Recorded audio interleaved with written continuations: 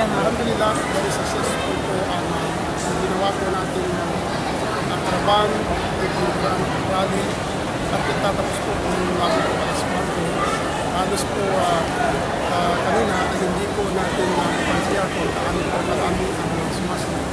Iyan po sa United Bank sa mga kanina po napatunayan natin kung ano po ang kahalagahan ng mga supporters natin sa mga ganitong aktibidad tulad po ng pagkakaroon po ng isang election sa isang bayan.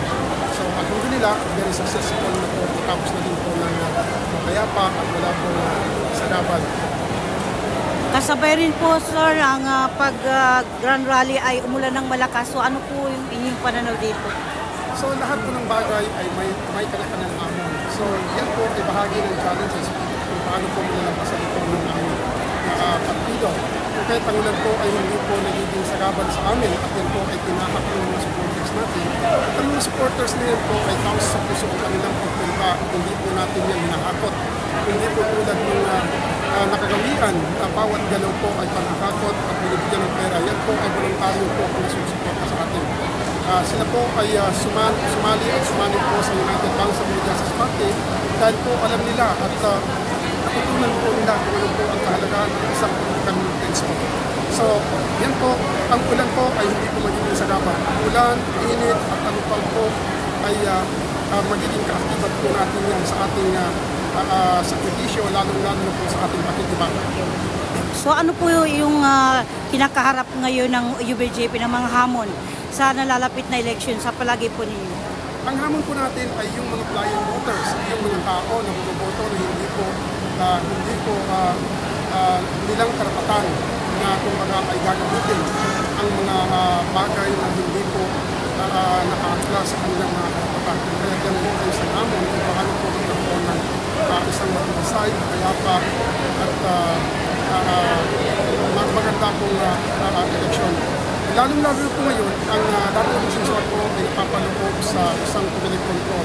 So, ibig sabihin po ay patas na po ang magiging laro o laban ng United Bank sa Justice Party sa karating na May 12, 2025 National Election. Okay, nabanggit din po ni Vice Mayor Dato Babsil kanina, sir, na kailangan nating bumoto tayo ng straight sa UBJP. Bakit po? So, ang kahalagaan po ng pagboto natin sa isang karapat-dapat na political party po ay isang kabuuan po ng ating pagkilala. Tayo po ay nasa isang sistema na mahalaga po ang isang pagbabago. Kung kaya ang straight po na pagboto sa state ng United Bank sa Justice Party po ay pagpapatunay na isang pagpapalakas ng samahan tungo doon sa gusto nating makamutan na isang payapa na unlad na pamayanan.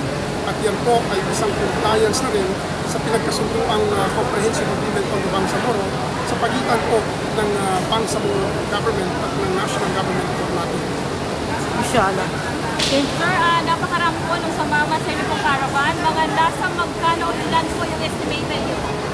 Actually, ang estimated lang po natin supposedly, ang expected po namin na dadalo ay 10,000.